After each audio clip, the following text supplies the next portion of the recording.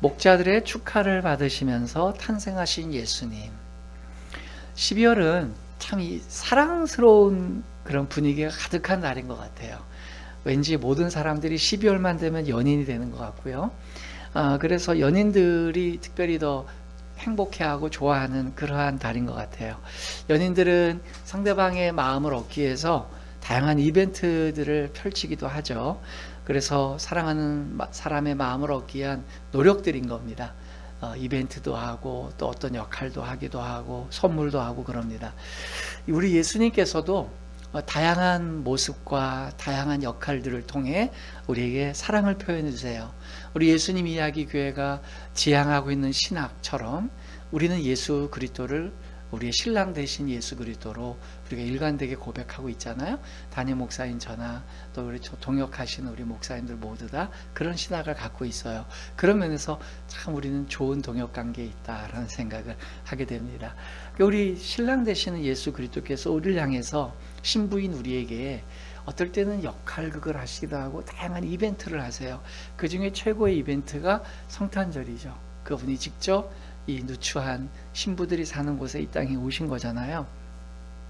그러면서 어떤 모습으로 오셨을까? 또 그것을 어떤 마음이 거기에 담겨져 있을까? 그것이 그 예수 그리스도께서 이 땅에 신부들을 찾아오셨을 때의 그 이미지를 4개의 복음서의 기자가 저마다 다 다르게 보고 있다는 거예요. 사건은 하나였는데 거기에 군집한 사람들, 예수 그리스도께서 탄생하실 때에 초대된 사람들에 대한 진리는 바뀌지 않아요. 거기에 이제 여러 명의 사람이 있을 텐데 그때 각자의 그 복음서 기자들과 사도들이 자기들이 갖고 있는 관점과 관심사항을 가지고 예수 그리스도의 나타나신 모습을 부각시키는 거죠. 그래서 저희 교회도 이렇게 행복한 교회가 어디 있습니까? 개척 초기에 목사님이 3분이나 계세요. 이제 사실은 4 가정이었어요. 4 가정이었는데 한 가정 목사님은 이제 또 사역지가 생겨서 이제 한 달 만에 또 가시게 됐어요. 우리 교회가 참 복된 교회인 것 같아요. 오시자마자 한 달 만에 또 단독 사역할 수 있는 걸 갈 수 있게 파송하는 교회. 설교자가 3분이나 계신데 각자 서로 다른 관점에서 다른 강조점을 가지고 예수 그리스도와 성경을 우리가 소개해 드리지만 궁극에는 거기 안에 큰 유니티가 거기 있는 거죠. 통일감이 있는 거예요. 그래서 저는 이제 우리 성탄절도 그런 것 같습니다. 성탄절 12월 25일이 예수 그리스도의 태어나신 진짜 날이냐? 아니죠. 그건 의미가 없어요. 이거는 사실 로만 카톨릭이 만들어낸 작품이에요. 제가 별로 좋아하지 않는, 저는 이제 그 어떤 목사님들보다 이 로만 카톨릭을 굉장히 별로 안 좋아하는 목사 중에 하나예요. 어떤 목사님들은 로만 카톨릭의 전승과 역사가 있었기 때문에 우리가 그 토대에 의해서 역사의 명맥이 이어졌다는데 저는 뭐 그렇게 생각하지 않습니다. 어쨌든 그러면 왜 그런 목사님 예수님이 탄생하지도 않은 날인데 우리가 성탄절을 왜 지키고 성탄절로 지켜요? 2가지 이유예요. 하나는 일단은 신불식 간에 예수님을 믿는 사람이건 안 믿는 사람이건 지구상의 대다수의 사람들이 이 날은 예수 그리스도께서 오신 날임을 인지하고 있어요. 예수를 믿건 안 믿건 그래 성탄절은 예수님 오신다는 날로 기독교인들이 알고 있지, 그래 그런 날이지, 그런 분위기가 집단 무의식 속에 있다는 거예요. 그걸 그렇게 버릴 필요가 없다는 거예요. 그걸 개조시켜 가지고 어느 날이야 라고 옮길 이유가 없어요. 모든 사람의 집단 무의식 속에 예수 그리스도께서 이 땅에 오셨다는 것을 상기시킬 수 있는 코드가 된다면 뭐 굳이 그걸 뭐 바꿀 이유가 없다는 게 첫 번째고요. 2번째는 성경이 예수 그리스도의 진짜 오신 날을 전혀 강조하지 않고 있다는 거예요. 그래서 언제가 예수 그리스도께서 직접 태어나신 해고 날이냐를 추적하는 거 저는 별로 그렇게 중요하거나 우리가 또 거기에 에너지를 기울일 이유가 없다고 봅니다. 그게 만약에 중요했다고 하면 성경은 그거에 힌트를 주셨을 거예요. 그리고 그것을 명시하셨을 거예요. 너희들 다른 날은 몰라도 내 생일은 꼭 지켜라. 그러면서 막 하잖아요. 우리 가정에도 보면 그런 분들이 있죠. 이제 아버지나 어머니가 관종기가 있는 분이다. 그럼 어떻게 하겠어요? 애들이 혹시 내 생일을 못 까먹을까봐 막 거기 막 돌고래미를 쳐가지고 하고 애들 사이에도 야 며칠 뒤에 아빠 생일이다 막 이러는 사람들 뭐 생일 선물하라 이런 얘기죠. 뭐 그런 거 아니면 우리 성경이 그런 게 아니에요. 예수님이 어느 날 오셨는 거에 대해서 별 관심이 없으세요. 그런 이유 중에 하나도 자칫 그렇게 하면 종교심과 종교화되는 늘 그 욕구를 갖고 있는 인간들은 그 날을 우상화시킬 수 있기 때문에 저는 오히려 페이크로 가짜로 이렇게 하나 만들어 놓은 것도 뭐 그래도 별반 나쁘지 않다고 생각이 돼요. 중요한 건 예수 그리스도께서 이 땅에 실제로 역사 가운데 오신 분이라는 걸 전 세계 사람들이 인지하고 있다는 게 중요하고, 그런 기회를 통해 우리가 메시지를 전달하는 게 중요하다고 생각합니다. 어쨌든 예수님은 이 땅에 오셨어요. 근데 그 오신 그날은 화려하고 영광스럽고 편리한, 편안한, 안전한 그 천국의 보좌의 그 모든 가치를 버리시고 이 낮고 천한 땅까지 오셨다는 거죠. 그게 중요한 거예요. 근데 어떤 모습으로 오셨느냐? 여러분, 복음서는요 굉장히 문학적으로 퀄리티가 높은, 수준이 높은 문학서입니다. 여러분들이 눈치를 채신 줄 알겠지만 전 문학 소년이에요. 어디서 배운 적도 없지만 시를 쓰고 또 글을 쓰는 걸 좋아하고 또 글을 읽는 걸 좋아하고, 영화나 문학 속에서 그 어떤 플롯이나 이야기의 짜임새, 구조 이런 것들을 굉장히 면밀히 보는 걸 되게 좋아하는 사람입니다. 그런 저희 입장에서 볼 때 복음서는 어떠한 문학 작품보다 탁월한 게 있어요. 그렇다면 이 복음서는 보통의 문학들이 갖고 있는 그 이상의 수준을 갖고 있다고 본다면, 또 실제로 하나님이 집필하신 거니까 인간보다 수준이 높을 거잖아요. 그렇다면 여러 무대 장치를 통해서 간접적인 그 어떤 메시지, 복선과 암시를 주는 것들은 인간이 하는 것보다 더 지혜롭고 은근하게 그런 기법들을 사용하고 있다는 거죠.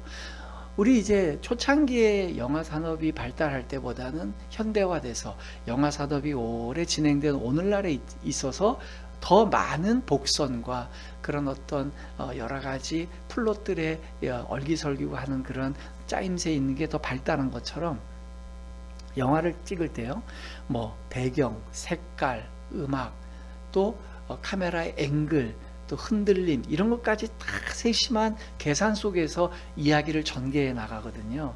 하나님께서도 그런 분이에요. 인간이 예술을 갖고 있는 이유가 뭘까요? 주님이 예술적인 분이기 때문에 그래요. 하나님이 신미적이고 예술적인 분이기 때문에 그분을 본받아서 탄생된 우리들 역시 예술적인 거 되는 거죠. 그러다 보니까 복음서는 특별히 그 주변 무대 장치를 통해서 예수 그리스도의 정체를 드러내는 역할들을 잘 해오십니다. 그래서 많은 조연들도 출연시키고 하는데요. 그런 의미에서 볼 때 각 복음서마다 갖고 있는 강조점과 뉘앙스가 다르다는 거죠. 이제 그거를 앞으로 저희가 이제 복음서의 다른 개성들을 한번 말씀드리겠고요. 오늘은 우리가 이제 초창기에 지목하고 있는 누가복음을 통해 예수님을 어떻게 접근하고 소개하고 있는지를 보려고 하는 거예요. 자, 첫 번째입니다. 누가복음은요 예수 그리스도의 탄생의 순간에 목자들이 참여했다는 걸 부각시키고 있어요. 예수님께서 우리에게 보여주실 수 있는 역할은 다양하다고 봅니다. 우리의 보호자가 되시기도 하고, 우리를 위해 싸우시는 전사이기도 하시고, 또 때로는 우리의 왕이기도 하시고, 또는 우리와 동질의 어떤 형제와 같은 느낌을 가지고 우리의 고난에 동참하는 친구 같은 분이기도 하고요. 때로는 우리보다 더 못한 종된 이미지를 갖고 있기도 하고요. 그러나 또 하나님의 아들다운 위용을 갖고 있기도 하죠. 다양한 역할들이 있으세요. 그런데 그 중에서 누가복음이 우리에게 전달하는 예수 그리스도의 모습은 바로 이 목자들을 초대했다는 거예요. 오늘 우리가 읽었던 본문에 있잖아요. 목자들이 등장이 돼요. 그러니까 누가복음만 만약에 우리에게 전달받았다, 그럼 우리는 동방에서 별을 따라온 사람들도 잘 몰랐을 거고, 그죠? 뭐 다른 사람들을 몰랐을 거예요. 그런데 그러면 누가복음하고 마태복음이 충돌되니까 원래는 동방에서 온 사람들만 있었는데 누가가 목자들을 괜히 한 거냐? 아니죠. 다 있었죠.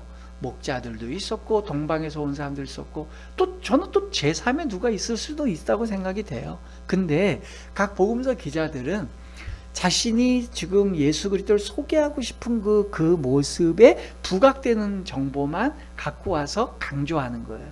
다 소개하는 건요, 강조점이 흐려져요. 그럼 뭔 얘기를 하고 싶은지를 모를 수가 있거든요. 그래서 그 정보들만 갖고 온 거죠. 그럴 때에 전 우주적인 회복을 지금 주님은 하시려고 오셨고, 역사적인 그 첫날에 발디딤을 하시는 그날 목자들을 데리고 이야기를 시작하신다? 이게 어떤 의미일까?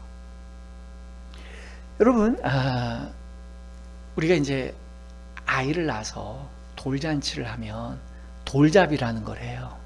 이제 저는 애를 4명 낳았지만 한 번도 돌잔치를 해본 적이 없어요. 근데 돌잔치는 엄청 많이 진행해 봤어요. 목사다 보니까.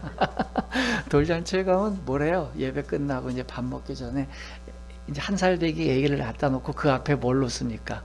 돈하고 명주실하고 그다음에 뭐 연필하고 뭐 이런 걸 놔요. 그래서 애기가 제일 먼저 뭘 잡게 하느냐에 따라서 앞으로 애가 어떻게 될 애자 이렇게 하는 거죠. 그래서 엄마 아빠가 부자가 되기를 원한다, 아들이. 그럼 돈을 제일 잡기 쉬운 데다가 갖다 놓고서 그 잡아라 이러면서 막 닮은 몸을 막 틀어가지고 그걸 잡게 하죠. 예, 그런 걸 하는 이유가 뭐죠? 이제 오시는 많은 분들에게 우리 아이가 이런 아이가 되고 싶습니다, 이렇게 키우고 싶습니다라는 걸 이렇게 보여주는 거예요. 이미지화 시키는 거잖아요. 그런 것처럼 누가복음도요, 간접적인 무대중을 통해서 이분이 앞으로 이러한 지도자가 될 거야 라는 걸 가르쳐 주는 거예요. 만약에 우리 예수 그리스도께서 정치적 지도자가 돼야 된다면 어떤 분위기를 해낼까요? 예를 들어 뭐 의정 활동을 열심히 하는 의사봉을 하나 갖다 놓는다든지, 국회의장이 두드리는, 우리나라 국회의장이 넘버 2입니까 넘버 3입니까 뭐 약간 그 입법부의 장이잖아요. 그걸 갖다 놓는다든지, 아니면 뭐 대통령이라고 써 있는 어떤 뭐 그런 걸 하나 갖다 놓는다든지, 그렇게 하는 분위기를 넣거나, 아니면 왕이 찾아와서 예수님이 태어나실 때 헤롯은 죽이려고 했지만 다른 나라 왕이 찾아와서 예수 그리스도의 그 탄생에 참여한다든지, 그러면 우리가 이해가 되죠. 아니면 경제적인 혁명을 일으킬 뿐이라서 그를 따라오는 멘티들과 팔로워들, 그를 따르는 추종자들에게 경제적으로 풍요하게 할 사람이다. 그러면 경제의 상징이 되는 뭐 화폐라든지 금이라든지 뭐 이런 거를 갖다 놓을 수 있겠어요. 그런데 예수 그리스도가 탄생하실 때, 물론 이제 마태복음에서는 금이라고 하는 선물을 갖고 오죠. 그러나 누가복음에서는 그런 얘기를 다 지금 배제시키고 있어요. 그리고 목자만 데리고 왔습니다. 왜 그렇게 했을까? 이제 어쨌든 예수님이 태어날 때는 목자 같은 지도자가 될 거다라는 게 오늘 우리가 알 수 있는 거죠. 자, 두 번째 아는 건 뭐냐? 목자 같은 걸 얘기하면서 오늘 본문에 제일 많이 등장하는 등장인물이 있어요. 구약의 인물 중에 다윗이에요. 그죠? 요셉도 4절에 보니까 요셉도 다윗의 족속이므로, 그리고 4절 끝에 다윗의 동네로. 다윗이 계속 이렇게 소환이 돼요. 그러면 이제 우리가 다윗과 목자를 연결시킬 수밖에 없잖아요. 그러면 두 번째 우리가 알 수 있는 게 뭐냐? 다윗은 목자의 모습을 가지고 계셨던 메시아를 사모하고 그리워했던 사람입니다. 제가 이제 다윗과 목자라는 키워드를 딱 꺼냈을 때 여러분들 청중들 마음속에 제일 먼저 드는 생각은 뭔 생각이 들었냐면, 맞아, 다윗도 목자였지, 이 생각했을 거예요. 근데 제가 지금 관점을 갖고 여러분들한테 제시해 주고 싶은 교훈은, 다윗이 자기가 목자였다는 것, 그래서 다윗과 같은 목자가 오겠다는 개념보다는 다윗 자체가 목자상을 가지신 지도자를, 목자상을 갖고 있던 메시아를 그리워했던 사람이라는 거예요. 자, 우리 시편 28편 9절 한번 찾아볼까요? 우리 뭐 요번 주 지나면 아마 그 설교 자막이 하단에 이렇게 성경 구절이 뜰 것 같아요. 좀 저희가 구현이 되면 제 일은 더 많아지겠지만, 요번 주까지 한번 찾아보세요. 시편 28편 9절 찾아서 우리 한번 같이 읽어보겠습니다. 시작. 주의 백성을 구원하시며 주의 산업에 복을 주시고 또 그들의 목자가 되시어 영원토록 그들을 인도하소서. 아멘. 여러분, 이건 다윗이 제가 그런 목자와 같은 왕이 되겠습니다 하는 얘기가 아니에요. 본인이 왕인데 하나님께 뭐라고 얘기하냐면, 하나님, 이 주님의 백성들, 나의 백성들도 아니고요. 다윗이 이렇게 기도할 수 있잖아요. 주님, 제게 백성이 있어요. 저의 백성들이 주님이 구원해 주시고 우리 주의 백성들에게 주님께서 복을 내려주세요. 이렇게 기도한다고 해서 그게 불경한 겁니까? 불경한 거 아니죠. 우리 목사님들도 그러잖아요. 하나님 아버지, 우리 교인들 주님 복을 주세요. 주님께서 우리를 구원을 시켜주시고 보호해 주세요. 이렇게 기도할 수 있잖아요. 근데 다윗은 뭐라 했냐면, 하나님의 백성들, 내 백성이 아니라 하나님의 백성들을 하나님이 구원하시고 하나님이 산업에 복을 주시고, 그리고 제가 목자가 아니라 그들의 목자가 주님이 목자가 되어주셔서 그들을 인도해 주세요. 다윗이 위대한 점이 뭔지 아세요? 다윗은 본인이 왕이었지만 절대로 자기가 최고의 권력자라는 생각을 한 번도 한 적이 없어요. 그는 늘 이 백성의 진짜 왕은 여호와 하나님이시다. 나는 그저 그분의 심부름꾼이고 대리인일 뿐이다. 그분이 결정하시고 진행하시는 일에 그저 나는 말을 전달하는 그 전령일 뿐이다 라는 사명감과 자기의식이 뚜렷했던 사람입니다. 그래서 그는 이 백성들 앞에 출입하시는 분은 하나님이시지 내가 아니다 라는 그것이 강렬하게 그의 아이덴티티, 정체성 안에 가장 자리 잡고 있었던 사람이었어요. 그러다 보니 다윗은요, 늘 자기 역시 하나님의 통치하심과 하나님의 보호하심 아래 있어야 되는 그러한 보호를 받아야 되는 존재다라는 사실을 잊지 않고 있었습니다. 그렇기 때문에 그는 그렇게 고백하는 거예요. 주님, 이 백성들을 저에게 맡기지 마세요. 제가 이 백성들을 지켜야 된다고 저에게 위임하지 마세요. 주님이 이 백성들을 지켜주셔야 됩니다. 제가 어떻게 이 백성들을 안전하게 지킬 수 있겠어요? 주님이 지켜주세요 라는 그런 고백이죠. 그래서 우리 기독교에서 우리가 이제 윤리적으로나 도덕적으로 극악무도한 죄악을 지었는 것과 하나님이 생각하는 극악무도한 죄와 인간들이 생각하는 극악무도한 죄는 결이 좀 다른 것 같아요. 우리는 도덕적이거나 윤리적이거나 공공의 선의 기준에서 볼 때 극악무도한 행동을, 어떤 행동을 했냐를 죄로 보는데, 하나님은 어떤 부분이 죄인가 아닌가를 보실까요? 그 부분은 바로 내가 내 스스로를 구원할 수 없는 존재이고 나는 영원토록 여호와 하나님의 보호를 받을 수밖에 없는 존재라는 걸 인정할 수 있는 사람, 그는 어떠한 행동적인 죄나 이런 것들로부터도 구원받을 수 있는 자이지만, 그 개념을 갖고 있지 않은 자들은 주님이 극악무도한 죄인으로 보시는 것 같아요. 그래서 이 다윗이 갖고 있었던 건요, 나는 절대로 다른 사람을 구원할 수 없습니다. 나는 절대로 다른 사람들의 보호자가 될 수 없습니다 라는 자의식이 명확하게 있던 사람입니다. 오히려 이 사람 모든, 저에게 맡겨주신 이 모든 백성들과 이 내 주변에 있는 사람들을 끝까지 책임져 주실 수 있는 분은 예수 그리스도 삼위일체 하나님, 그 여호와 하나님뿐이 없습니다 라는 고백이 그에게 있었습니다. 그때에 우리가 여기서 이제 그런 의미에서 보면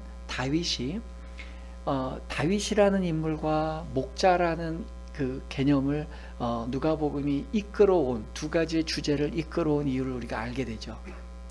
다윗이 목자였기 때문에 다윗과 목자라는 이 키워드를 갖고 온 게 아니고, 그 이스라엘 사람들이 최고의 통치자고 가장 이상적인 지도자라고 여겼던 다윗마저도 목자 같은 지도자를 원했다라는 걸 누가복음은 전달해주고 싶었던 거예요.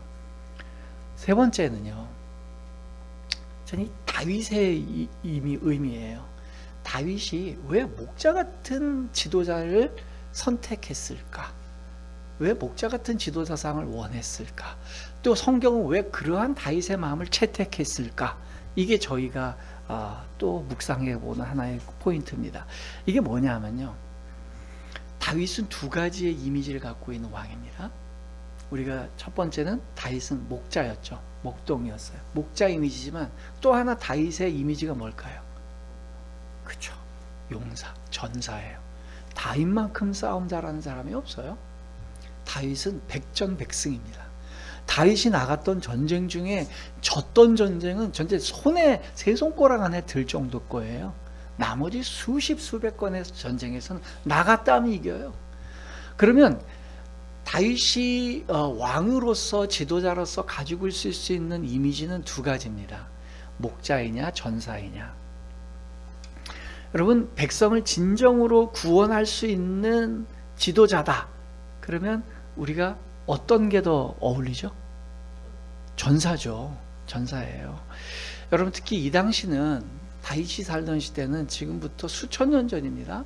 그럼 그때는 고대 근동 시대에는 진짜 육박전을 하던 시대예요. 무슨 뭐 버튼 누르고 뭐 컴퓨터로 전쟁하는 워게임 시대가 아니라 진짜 칼 들고 나가서 백성들 앞에서 같이 서부시고 내가 상처도 입고 그러던 시대예요. 그럴 때에 전쟁에 능숙한 그 전사가 진짜 백성을 보호해 주는 거예요. 목동은 양 지키는 거고요. 양을 뭐 사실은 뭐 이제 다윗의 스토리를 우리가 알고 있으니까 곰이나 사자가 나타났을 때 다윗이 양을 지켰다 그러는데, 보통의 그 목동들은 쫓을 수는 있겠지만 정말 사자나 곰이 달려들 때는 도망가는 게 상책이죠. 어린 양 하나 던져주고 나 대신 이거 먹어라 이러고서 아는 게 상책인 거예요. 그게 상식이죠. 그러니까 그렇게 뭐 지켜주는 의미라기보다는 도망 못 가게 하는 그런 의미가 있겠어요. 그런데 오늘날도 그렇잖아요. 이제 예를 들어 고대 근동의 그 전사가 왕이었고요. 그 개념은 언제까지 오냐면 수천 년이 지나서 중세까지도 오죠.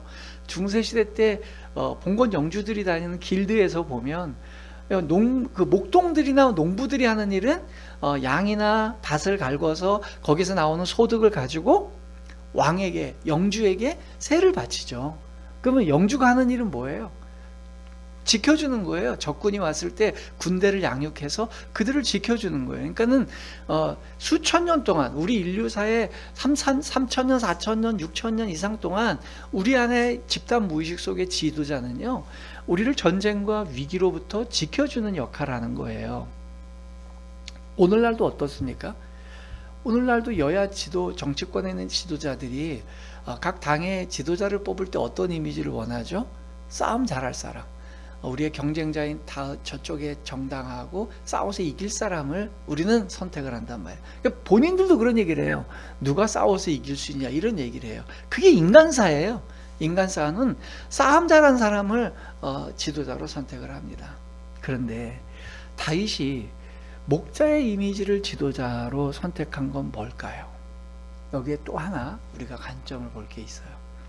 저는 먼저 목자와 전사의 이미지 둘 중에 취사 선택을 한 거라고 보지 않습니다. 예수 그리스도는 메시아로서 목자적인 이미지와 전사적인 이미지를 두 개 다 갖고 계세요. 문제는 어떤 걸 먼저 보여줄 거냐의 문제인 거예요. 근데 전사를 먼저 보여줄 거냐, 그 다음에 목자가 될 거냐, 목자를 먼저 보내고 전사를 보여줄 것이냐. 그럴 때 개념이 어떤 개념이 있겠어요? 예수님 이 땅에 오시는데 전사로 오셨어요. 난 전투할 사람이야. 그래서 로마의 백부장 한 명 초대해서 목자들 대신 우연히 이탈리아의 백부장 한 명에게 천사가 나타나서 너 다음에 오실 분이 세계를 정복하실 메시아니까 가서 경배드려라. 그래서 검을 갖고 와서 그냥 귀중한 검을 딱 갖다가 드렸다.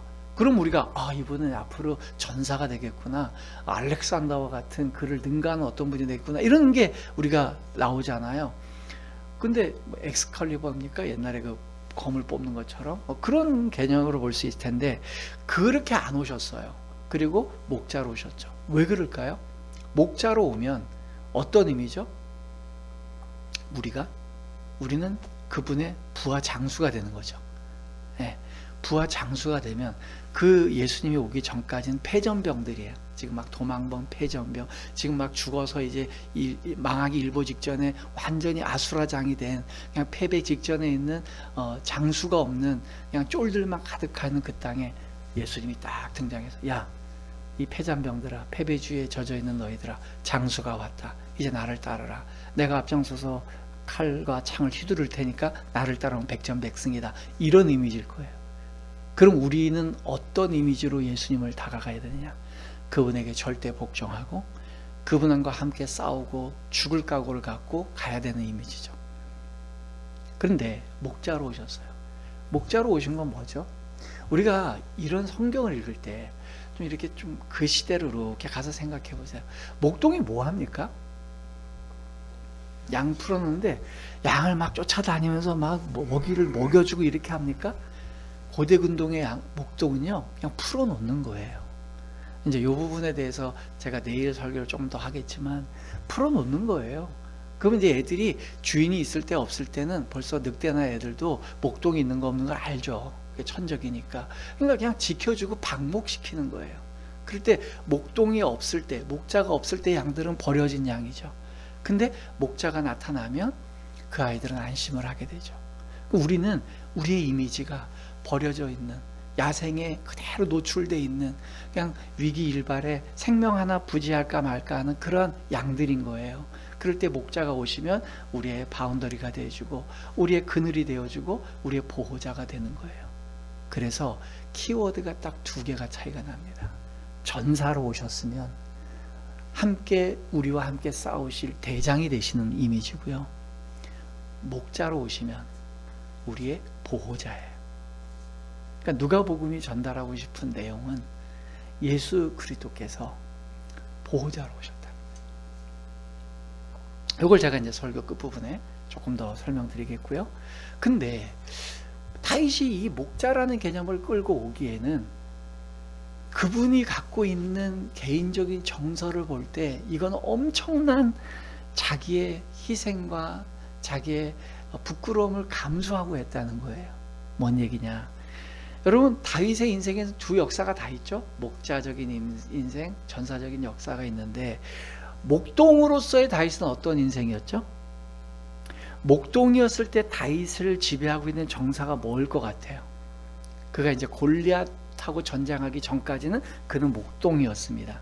그때의 정서는요, 외로움, 버림받음, 인정받지 못함, 부모에게 잊혀진 아들, 이런 정서였어요.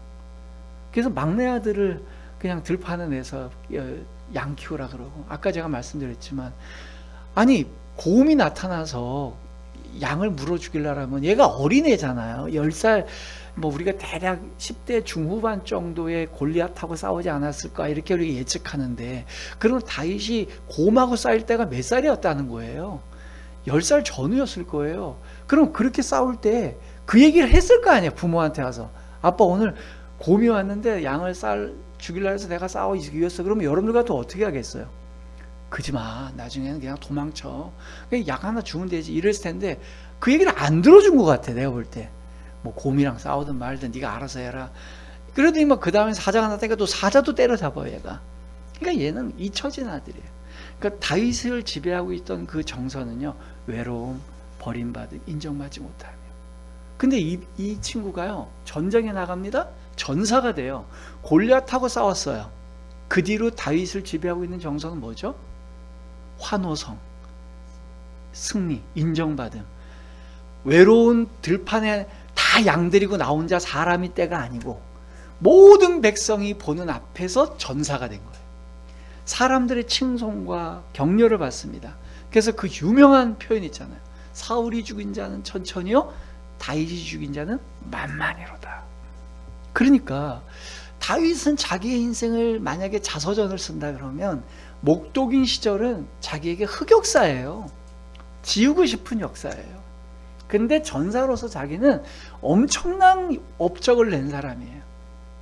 물론 딱 한 사람의 미움을 받습니다. 사울왕. 그 사람 때문에 피곤한, 전사가 되어서도 피곤하고 도망자의 삶을 살지만, 여러분 도망자의 삶을 살더라도 아둘람굴에 수백 명이 몰려옵니다.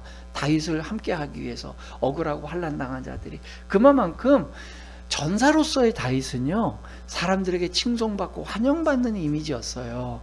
그런데 그러한 상반되는 이미지를 갖고 있던 다윗이 자기의 메시아로서의 자기의 구원자를 그리워할 때는 목자를 원했다고요. 왜 그랬을까요?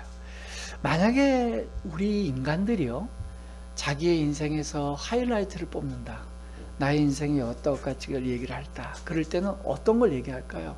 사람들한테 환호받고 더 많은 사람들에게 영향력을 미치고 선한 영향력을 미치고 이런 사람들이 좋아하는 그런 얘기를 한 그 경험들과 경력들을 더 부각시킬 거예요.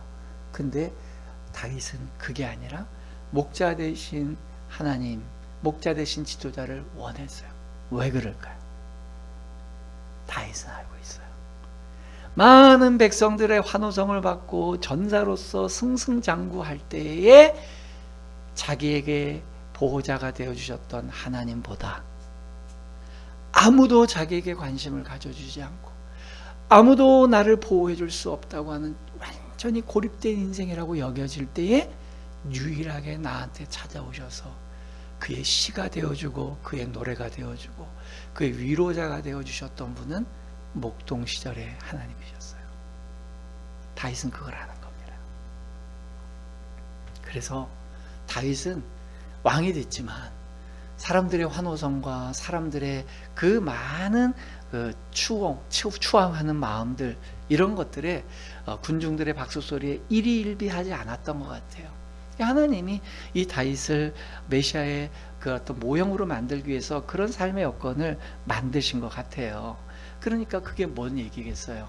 오랜 시간 동안 사람들 바깥에서 완전히 철저하게 외로운 곳에서 있는 그 동안에 그는 그 외로움을 통해서 오히려 하나님을 향한 시를 읽게 되었고 하나님을 향해 노래하게 되었고 하나님과 동행하는 모습을 보게 되었어요. 그래서 양무리들이 쫙 펼치고 있을 때 그 조그만 체구의 10대의 어린 아이가 그 아이들 옆에 있을 때 아이들이 그 양들이 자기 때문에 안전하게 노는 그 모습을 물끄러미 보다가 어느덧 문득 자기가 자기 바깥에서 자기를 보면서 나도 이 양무리 중에 하나의 새끼 양과 같은 양이겠지.